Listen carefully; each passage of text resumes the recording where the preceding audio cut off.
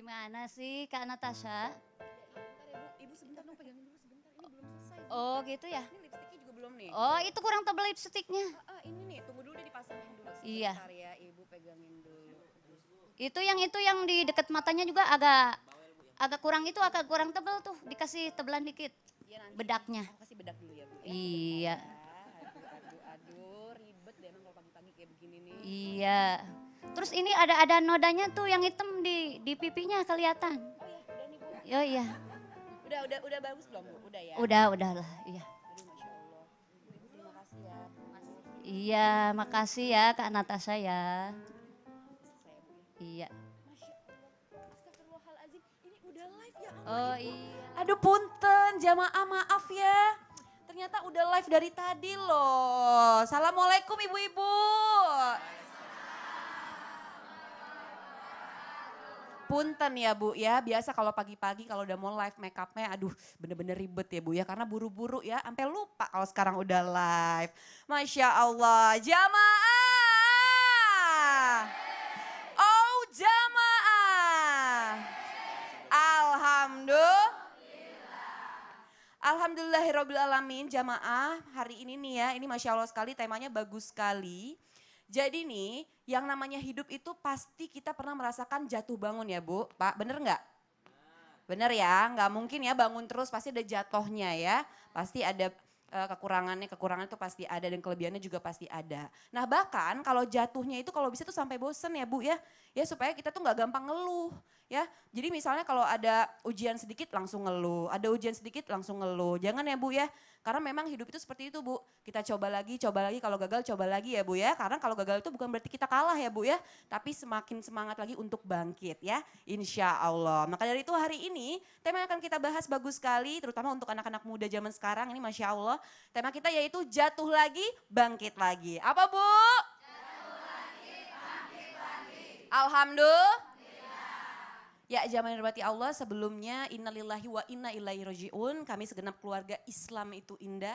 Mengucapkan sebesar-besarnya turut berduka cita atas kejadian penembakan di masjid di New Zealand beberapa waktu lalu yang telah menelan korban. Ya salah satunya warga negara Indonesia yaitu almarhum Bapak Lili Abdul Hamid. Ya semoga Allah mengampuni segala dosa-dosa beliau. Amin. Dan Allah jadikan kuburnya menjadi taman-taman surganya Allah. Amin. Amin ya Rabbal Alamin. Jamaah. Semangat Bu. Semangat ya, Masya Allah. Kalau gitu langsung aja deh, tausiah pertama kita nih ada Ustadz Azari. Ya. Assalamualaikum Ustadz. Waalaikumsalam warahmatullahi Masya wabarakatuh. Allah, lama ya kita nggak ketemu ya Lama nggak Ustadz ketemu. ya. Jadi temanya hari ini jatuh lagi. Bangkit lagi. Walaupun nggak semua orang yang bangkit itu diawali dengan jatuh. Bisa Oh, jadi sebelum dia jatuh, dia tidur baru bangun bangkit juga namanya. Oh seperti itu ya Ustadz ya. Terus gimana nih? Jadi gini loh Ustadz, ini kayak namanya setiap usaha, apalagi Ya. kalau bisnis ya.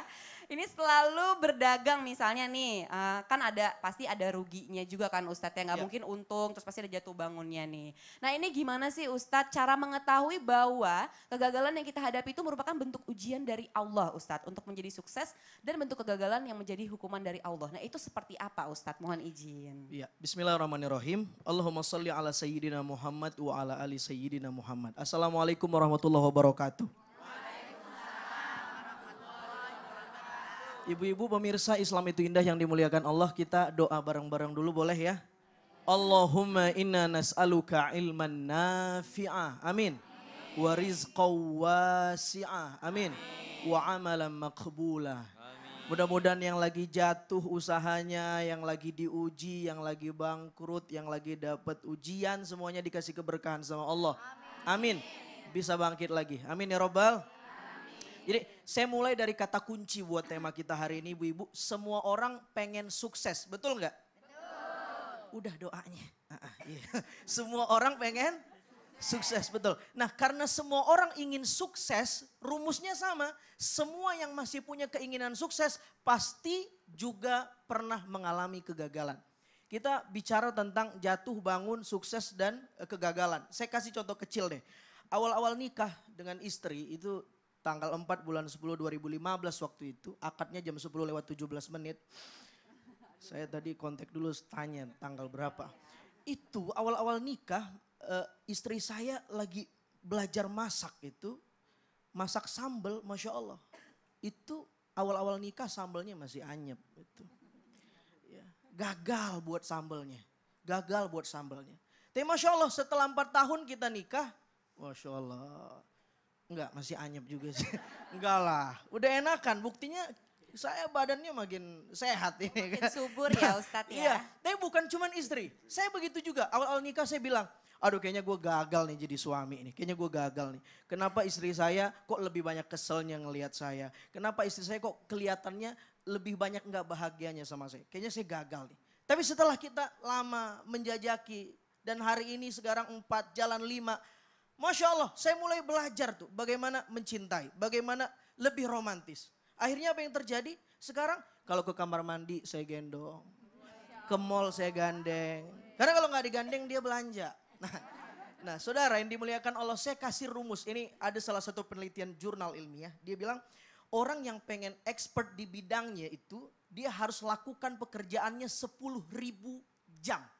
Ibu-ibu tahu nggak 10.000 jam itu?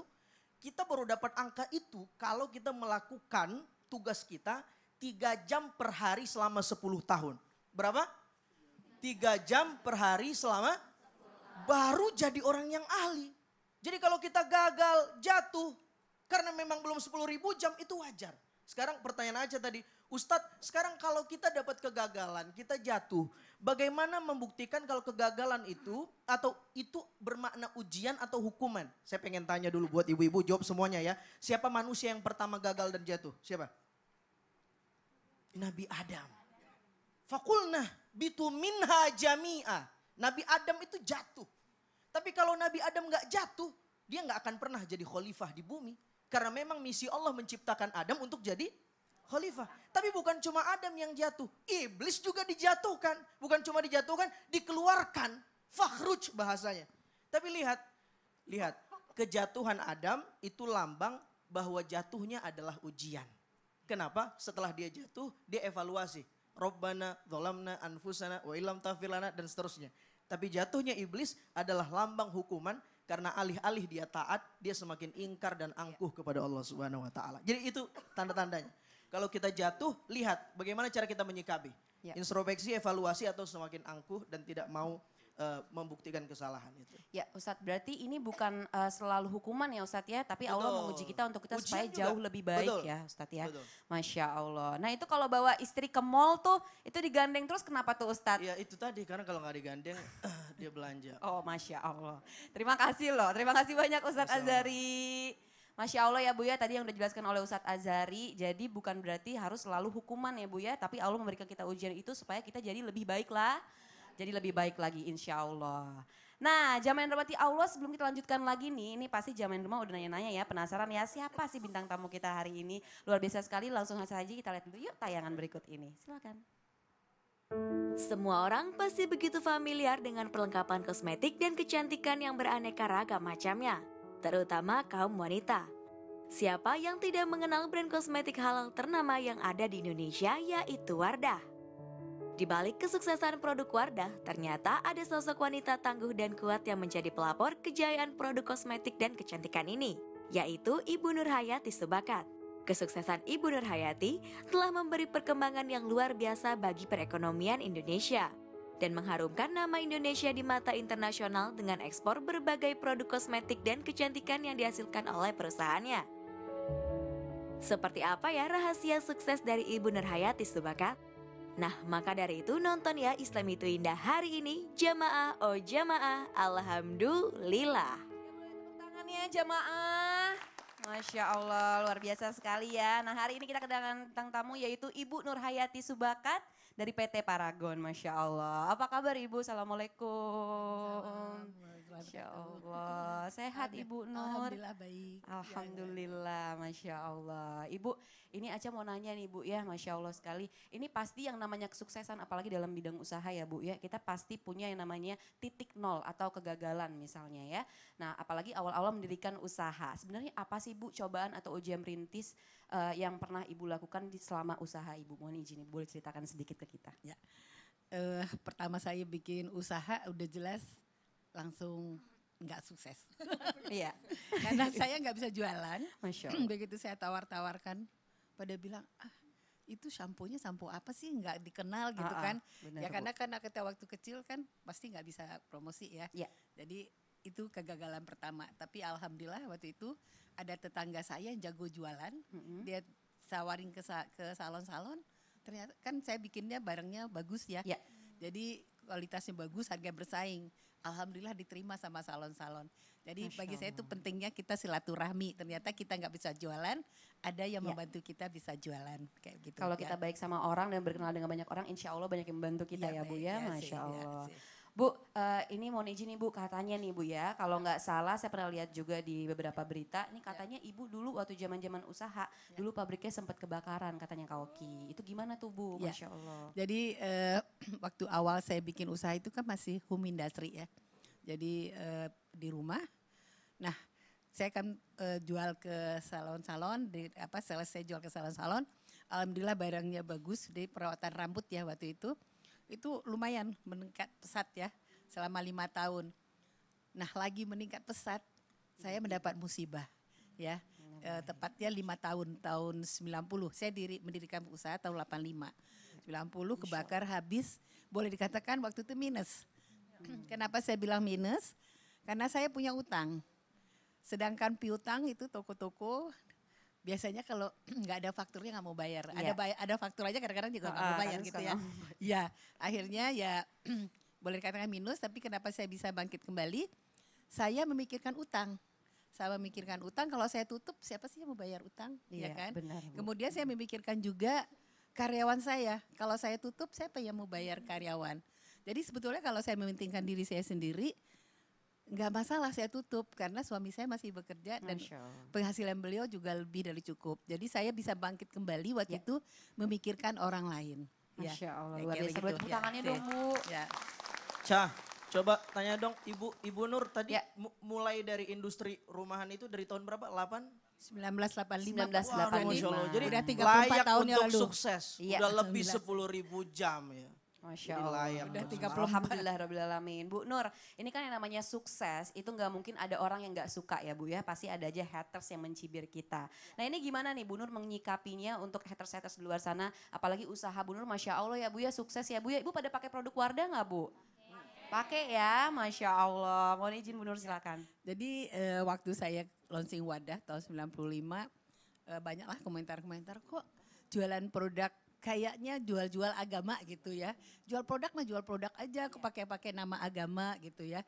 Jadi ya bagi saya sih itu masukan. Bagi saya sih apapun masukan apa itu cemek apa gimana, bagi saya itu adalah suatu masukan untuk koreksi kita ya. Jadi selama kita niatnya baik gitu ya, karena saya membuat produk halal ini bukan terus ya alhamdulillah lah jadi umat Islam, karena waktu itu belum ada produk halal Ya. tahun 95. Jadi untuk mengakomodasi untuk para muslimah supaya merasa aman memakai kosmetik. Masya kayak gitu. Allah. Ya, sih, ya. Terutama dalam beribadah ya Bu ya. Ya, Masya baik, Allah. ya, Terima sih. kasih banyak Bu Nur. Boleh tepuk Terima tangannya kasih, sekali lagi saya. Ibu. Masya Allah ya, cerita Bu Nur tadi menginspirasi kita semua loh. Ya mudah-mudahan dengan adanya cerita Bu Nur tadi kita bisa semangat juga ya Bu ya, bisa bangkit ya, ini bisa jadi salah satu contoh loh Bu ya. Ya, apalagi kita sekarang ini kadang-kadang kalau misalnya jatuh dikit kadang suka ngeluh. Ya Bu ya, jangan sampai ya Bu ya, mudah-mudahan kita bisa menjadi orang yang lebih baik lagi. Amin amin ya robbal alamin. Ya, ini langsung aja nih kita panggil Ustazah Oki. Mohon izin Ustazah.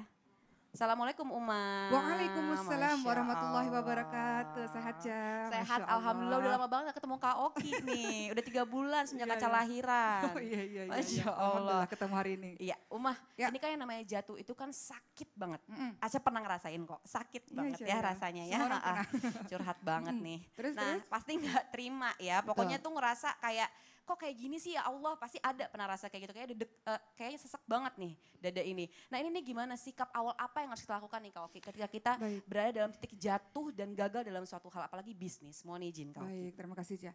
Assalamualaikum warahmatullahi wabarakatuh. Allahumma sholli ala Sayyidina Muhammad wa ala ali Sayyidina Muhammad. Bapak dan Ibu yang dirahmati oleh Allah Subhanahu wa taala, saya akan membahas mengenai gagal bangkit dalam konteks yang lebih luas. Tentu kita menyadari bahwa setiap manusia hidup di muka bumi ini pastilah diberikan ujian demi ujian oleh Allah Subhanahu wa taala. Pasti. Hal ini termaktub atau tercantum di dalam surah Al-Baqarah ayat 155. A'udzu billahi minasyaitonir rajim. Walanabluwannakum bisyai'im minal khaufi wal ju'i wa naqsin minal amwali wal anfusi wath thamarat wa basyyiris sabirin dan seterusnya. Bahwa Allah pasti akan menguji kita teman-teman sekalian dengan ketakutan. Ibu pernah takut dalam hidup? Dengan kelaparan, pernah lapar nggak ada uang, susah beli makanan, pernah lapar? Kekurangan harta, pernah kekurangan harta, nggak punya uang. Kekurangan jiwa, ada orang-orang yang dipanggil oleh Allah terlebih dahulu, pernah mengalami kejadian itu? Atau kekurangan buah-buahan, bisa dengan ladang yang tiba-tiba mau dipanen, tiba-tiba nggak bisa dipanen. Atau pendapat lain mengatakan ada yang diuji dengan tidak kehadiran buah hati di dalam rumah tangganya. Macam-macam ujian Allah, begitu juga dalam surah Al-Anbiya ayat 35. Kullu nafsin dha'iqatul maut wa nabluukum bisyarri wal khairi fitnah wa ilainal turja'un. Allah akan senantiasa menguji kita teman-teman sekalian dengan keburukan maupun dengan kebaikan. Namun, coba kita berkaca dulu seberapa berat sih ujian-ujian kita. Maka hari ini saya akan menyebut nama 3 nabi yang beliau-beliau ini bangkit dari kegagalan atau dari ujian yang Allah berikan. Yaitu Nabi Ayub alaihissalam, Nabi Yunus alaihissalam, dan Nabi Zakaria alaihissalam yang doa-doanya dapat kita lihat dalam surah Al-Anbiya ayat 83, Al-Anbiya ayat 86, dan Al-Anbiya ayat 89. Nabi Ayub alaihissalam adalah seorang nabi yang juga seorang raja, dicintai oleh rakyatnya, memiliki anak yang sangat banyak dan harta kekayaan yang sangat banyak. 70 tahun kata satu pendapat hidup dengan sangat bahagia dan nyaris sempurna. Tiba-tiba Allah Subhanahu wa taala memberikan ujian demi ujian untuk Nabi Ayub alaihissalam. Dalam 3 hari berturut-turut semuanya habis. Hari pertama tiba-tiba menderita penyakit kulit yang sangat mengerikan, penyakit yang menular, digerogoti tubuhnya dengan ulat-ulat sehingga mengakibatkan kaumnya pergi meninggalkan dirinya. Kita baru sakit flu, demam 2 hari, 3 hari, ngeluhnya luar biasa. Hari kedua secara mendadak dikatakan pada salah satu pendapat bahwa jumlah anak-anak Nabi Ayub alaihissalam adalah 12 orang. Tiba-tiba semuanya meninggal dunia. Bukan hanya 1, 12 orang meninggal dunia. Kemudian yang ketiga, tiba-tiba seluruh tanaman-tanamannya mati dan hewan-hewan piaraannya semuanya juga mati. Harta kekayaan habis. Lalu apa yang dilakukan oleh Nabi Ayub alaihissalam? Ketika istrinya meminta Nabi Ayub alaihissalam untuk berdoa kepada Allah, meminta agar semua dikembalikan, Nabi Ayub mengatakan, kemarin puluhan tahun kenikmatan sudah Allah berikan kepada saya, baru sedikit Allah kasih ujian kepada saya lantas mengeluh. Lalu ketika pada akhirnya penyakit itu mulai mengganggunya untuk beribadah, mengganggunya untuk dekat dengan Allah, baru Nabi Ayub alaihissalam mengucapkan sebuah doa yang doanya ini menjadi contoh bagi kita semua. Anni masaniyad durru wa anta arhamur rahimin. Ya Allah, aku ditimpa penyakit. Sesungguhnya Engkau yang Maha Penyayang dari semua penyayang. Jadi langkah pertama kalau ditimpa ujian gagal adalah husnuzon kepada Allah, berprasangka baik pada Allah. Nabi Ayub alaihissalam tahu sakitnya, semua kesedihannya adalah langkah mendekatkan diri kepada Allah Subhanahu wa taala. Bahwa sakitnya membuat lebih taat kepada Allah Subhanahu wa taala. Hartanya habis membuat lebih taat kepada Allah. Kadang kita kaya, kita lupa sama Allah. Kadang kita sehat, kita lupa sama Allah. Makanya ada kalimat wa anta arhamur rahimin, Engkaulah yang Maha Penyayang dari semua penyayang. Kedua, Nabi Yunus alaihissalam ketika marah meninggalkan kaumnya dari negeri Ninawa, kemudian karena kaumnya tidak mau menyembah Allah Subhanahu wa taala, naik ke atas kapal dan akhirnya harus turun dari kapal karena kapalnya goyang, oleng. Orang-orang mengundi siapa yang harus keluar dari kapal agar kita semua selamat di kapal ini. Nabi Yunus yang keluar namanya ketika diundi, keluar, loncat dari kapal dan masuk ke dalam perut ikan paus, merasakan 3 kegelapan. Yaitu kegelapan di dalam perut ikan paus, kegelapan malam, dan kegelapan di dalam lautan. Siapa yang bisa tolong Nabi Yunus alaihissalam? Kadang kita pernah gagal dan kita merasa nggak ada seorang pun yang bisa tolong kita. Sendiri betul kita.